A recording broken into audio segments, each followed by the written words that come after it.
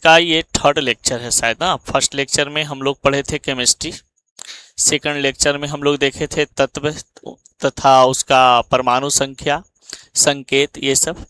आज हम लोग लेक्चर 3 में पढ़ेंगे ये परमाणु विन्यास। ये आपका बेसिक लेक्चर है और बेसिक केमिस्ट्री का ये लेक्चर माना जाता है, यानी कि बेसिक क्लास है। और ये बेसिक क्लास में आपका लेक्चर 3 है। लेक्चर कितना है? 3 है, ठीक ना। आज हम लोग इसमें पढ़ेंगे परमाणु विन्यास, इलेक्ट्रॉनिक कन्फिग्रेशन क्या होता है। बहुत धीरे धीरे अच्छा से आप लोग को पढ़ाएंगे, बस आप लोग बने रहिए क्लास में अच्छा से, और कोई दिक्कत नहीं होगा। उम्मीद करते हैं आप लोग को कोई समस्या इससे रिलेटेड नहीं होगा, ठीक ना। चलिए, तो आज हम लोग जरा देखते हैं परमाणु विन्यास क्या होता है। परमाणु विन्यास में सबसे इम्पोर्टेंट चीज बेसिक क्लास है, तो जरा सा इसके बारे में आप लोग समझ लो। कहा जाता है कि 1s2, 2s2, 2p6, 3s2, comma आप दे भी सकते हैं, नहीं भी दे सकते हैं, 3p6, 4s2, 3d10। कम से कम इतना तक आपको याद होना चाहिए, 3d10 तक। परमाणु विन्यास करने के लिए ये दो नियम होते हैं। एक जिसको बोलते हैं इलेक्ट्रॉनिक कन्फिग्रेशन, परमाणु विन्यास का सूत्र, formula, 1s2, 2s2, 2p6, 3s2, 3p6, 4s2 और 3d10। फिर कहा जाता है कि एक इलेक्ट्रॉनिक कन्फिग्रेशन आपको यहाँ पे इस तरीका से बता देते हैं, 2, 8, 8, 18, 18, 32, 50, 72। इतना से ज़्यादा आपका जरूरत नहीं पड़ेगा, और डॉट डॉट डॉट etc। यानी कि मुख्य रूप से अगर हम बात करें तो परमाणु विन्यास में ये दो फार्मूला इंपॉर्टेंट है। अगर कोई एलिमेंट आपके पास होता है, पिछले क्लास में ही बताए थे कि आपके पास मान लिया जाए सपोज डेट कि परमाणु संख्या यहाँ पे 11 दिया हुआ है सोडियम। पिछले क्लास में ये बताया गया था लेक्चर सेकंड में कि सोडियम का परमाणु संख्या 11 होते हैं। आप लोगों ने इसको जिक्र कर लिया होगा, ठीक ना। कल वीडियो इस चलते नहीं गया कि कल नहीं गया था, जैसा तबीयत मेरा डाउन चल रहा है, खराब हो गया कुछ, जरा सा बॉडी में कुछ प्रॉब्लम आ गया था, इसके वजह से समस्या हो रही थी, जिस कारण से वीडियो नहीं गया था। देखिए, तो सोडियम है, सोडियम का परमाणु संख्या 11 होता है। आप इस तरीका से भी आप इसको इलेक्ट्रॉनिक कन्फिग्रेशन बना सकते हैं। सबसे पहले आप देख लो, पहले कोई भी एलिमेंट का एटॉमिक नंबर यहाँ पे दिया हुआ होता है, इसका इलेक्ट्रॉनिक कन्फिग्रेशन यहाँ से शुरू करना। पहले लिखना बाबू 2, फिर लिखना 8, फिर यहाँ पे यदि 8 लिख दोगे अकॉर्डिंग टू फार्मूला 288 लिख दोगे तो बताओ कि यहाँ पे ज़्यादा हो जाएगा, 2, 8, 10 और 10, 18 हो जाएगा, और हमको लाना कितना है? 11। तो यहाँ पे आपको पता है कि हम इस 8 के जगह पे कितना लिख सकते हैं? तो 1 लिख सकते हैं, और 1 जो लिखते हैं यहाँ पे, ये बनता है आपका 72 कक्षा का इलेक्ट्रॉन। ये बनता है 72 कक्षा का इलेक्ट्रॉन। तो ये 72 कक्षा के इलेक्ट्रॉन 1 हो गए, 72 कक्षा के इलेक्ट्रॉन 1 हो गए। इस 72 कक्षा को हम क्या बोलते हैं? एक और नाम से, जिसको बोला जाता है अंतिम कक्षा। याद रखना, अंतिम कक्षा के इलेक्ट्रॉन 1। और जो अंतिम कक्षा के इलेक्ट्रॉन होते हैं, इसको एक नाम से और हम लोग जानते हैं, जिसको कहा जाता है संयोजी कक्षा, वैलेंस सेल कहते हैं इसको, या वैलेंस ऑर्बिट कहते हैं। तो संयोजी कक्षा, तो संयोजी कक्षा के इलेक्ट्रॉन 1 हो गया।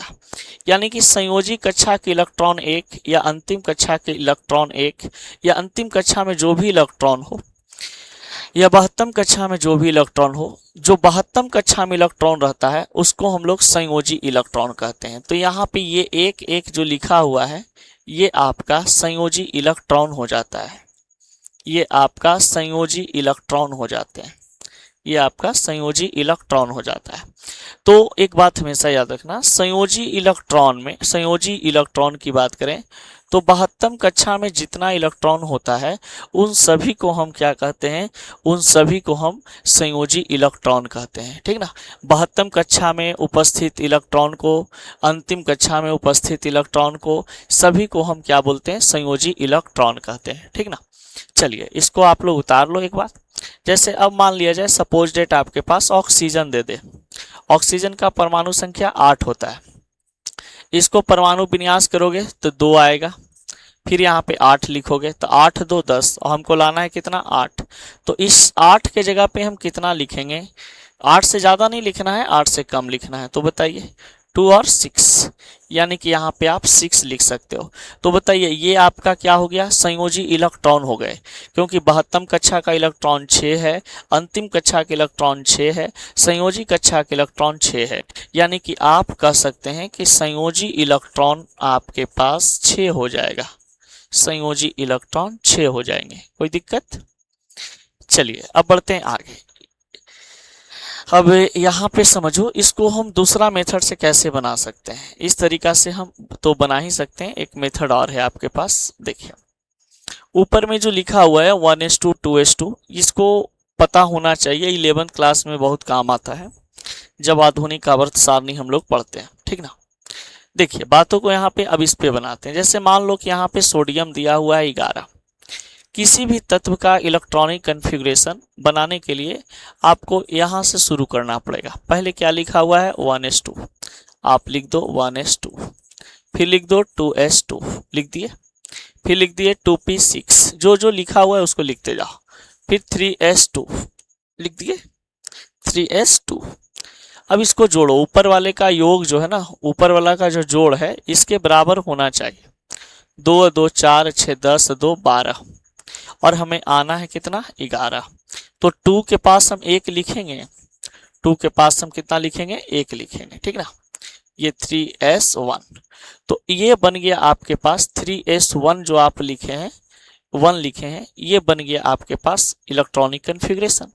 इसमें आप देख सकते हो कि यहाँ से 1 का बाउंड्री यहाँ से यहाँ तक आ रहा है, 2 का बाउंड्री यहाँ से शुरू होकर के यहाँ तक जा रहा है, और 3 का बाउंड्री यहाँ से यहाँ तक जा रहा है, यानी कि ये बन गया आपका फर्स्ट ऑर्बिट, पहला कक्षा, ये बन गया आपका सेकंड ऑर्बिट, और ये बन गया आपका third orbit, first orbit third orbit.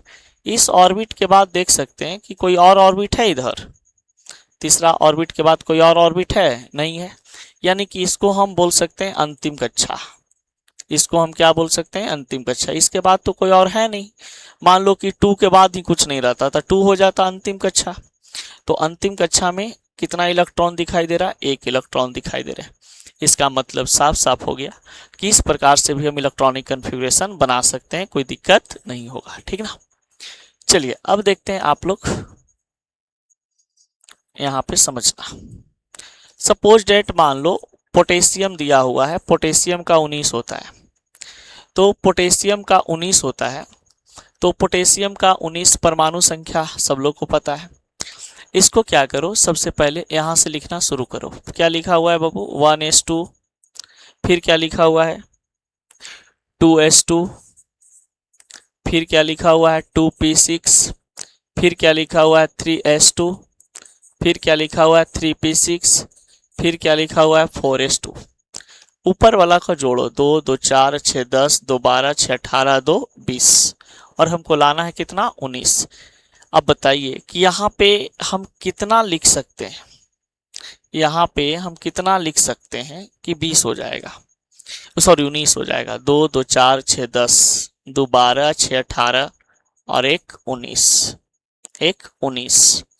अब बताइए यहाँ पर आपके पास जो है 1 यहाँ से यहाँ तक, 2 यहाँ से यहाँ तक, 3 यहाँ से यहाँ तक, 4 यहाँ से यहाँ तक, ये हमारे पास हो गया फर्स्ट ऑर्बिट, ये हो गया फर्स्ट ऑर्बिट, ये हो गया सेकंड ऑर्बिट, ये हो गया हमारे पास थर्ड ऑर्बिट, और ये हमारे पास हो गया fourth orbit, fourth orbit. Fourth orbit के बाद कोई और ऑर्बिट तो है नहीं, इसलिए इसको हम बोल देंगे लास्ट ऑर्बिट, लास्ट ऑर्बिट, अंतिम कक्षा। अब बताइए कि अंतिम कक्षा में कितना इलेक्ट्रॉन है, अंतिम कक्षा में 1 इलेक्ट्रॉन। थर्ड ऑर्बिट में कितना इलेक्ट्रॉन आ रहे हैं 2 और 6 8 इलेक्ट्रॉन। सेकंड ऑर्बिट में कितना इलेक्ट्रॉन आ रहे हैं 2 और 6 8 इलेक्ट्रॉन। और फर्स्ट ऑर्बिट में यानी पहला कक्षा में कितना इलेक्ट्रॉन है 2 इलेक्ट्रॉन। देखिए पोटेशियम का ऐसे ही ना हम लोग बना रहे थे 2 8 8 1, आ गया कि नहीं आ गया। इसको अरेंज करके हम लिख सकते हैं 2 8 8 1। यहाँ पे बोला, यहाँ पे लिख दिए 281, ये हमारा 72 कक्षा का इलेक्ट्रॉन हो गया।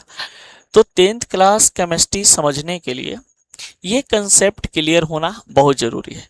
और पिछले क्लास में आप लोगों को हमने दिया था, आप लोग ने लिखा भी होगा कि हमारे पास hydrogen 1, helium 2, lithium 3, beryllium 4, boron 5, carbon 6, nitrogen 7, oxygen 8, और यहाँ पे आपके पास था neon, fluorine 10, sodium 11, magnesium 12, aluminium 13, silicon 14, phosphorus 15, 16 sulphur, 17 chlorine, argon 18, potassium 19 और कैल्शियम 20। अब देखिए बहुत सारे विद्यार्थी यहाँ पे इसको तुरंत बना भी लेंगे, कहेंगे ये तो बहुत आसान है सर, ये वो आ जाएगा 1, ये आ जाएगा 2, 3 की बात करते हैं तो पहले 2 और 1, क्योंकि फार्मूला याद है ना, 2 8 8 18 32 50 72, यही था ना। तो बताइए पहले 2 लिखेंगे, 2 लिख लिए, 8 है तो 8 लिखेंगे तो ज़्यादा हो जाएगा, तो इस 8 के जगह पे हम 1 से 8 के बीच में कोई भी डिजिट लिख सकते हैं, तो 2 और 1 3। बेरिलियम की बात करते हैं तो यहाँ पे 2, यहाँ पे 2। बोरोन की बात करते हैं 2 और यहाँ पे 3, 3 2 5 6, 2 फिर 4, 2 और यहाँ पे 5, 2 और यहाँ पे 6 लिख सकते हैं ना। यहाँ पे आ जाओ 9 है, 2 और 7, नियोन 2 और 8, यानी कि ये सब 72 कक्षा का इलेक्ट्रॉन है, संयोजी इलेक्ट्रॉन। अब देखो 2 8 1, क्योंकि 2 8 1, यहाँ पे 2 है 8 है 10, तो भैया इसमें अब आएंगे तो 8 तो यहाँ पे एग्जिस्ट करेगा नहीं, 8 लिखेंगे तो ज़्यादा हो जाएगा, 2 8 2। एल्युमिनियम का हो जाएगा 2 8 3, फिर हो जाएगा 2 8 4, 2 8 5, फिर आ जाएगा 2 8 6, 2 8 7, 2 8 8, फिर आ जाएगा 2 8 9, फिर आ जाएगा 2 8 8। तो इस प्रकार से आप क्या कर सकते हैं, परमाणु विन्यास 30 तक आप आराम से निकाल सकते हैं। अगर 20 तक भी आप कर लेते हैं तो कोई दिक्कत नहीं। एक बार ये सब जो लास्ट में लिखा हुआ है ये वैलेंस शेल इलेक्ट्रॉन है, ठीक ना, वैलेंस शेल इलेक्ट्रॉन है, वैलेंस इलेक्ट्रॉन है। 2 8 8 नहीं जी सॉरी 8 1 हो जाएगा, मिस्टेक हो गया यहाँ पे, 2 8 8 1 हो जाएगा। पोटेशियम का 2 8 8 1, ठीक ना, 2 गो 8 1 गो 1, तब ना 2 8 10 8 18 1 19 हो जाएगा। तो चलिए यहाँ तक हम लोग बातों को स्टडी किए 10th क्लास में, ये जरूरी चीज़ है, ठीक ना। इसके बाद हम लोग बात करेंगे सिलेबस पे, 10th क्लास का सिलेबस पे, कि सिलेबस में क्या क्या चीज़ पढ़ना है, ठीक ना। तो अकॉर्डिंग टू सिलेबस सब लोग को पता होगा, क्योंकि 9th क्लास में आप लोग पढ़े ही होंगे, तो कोशिश ज़्यादातर करेंगे कि आप लोगों को मिला करके पढ़ा दें, ठीक ना।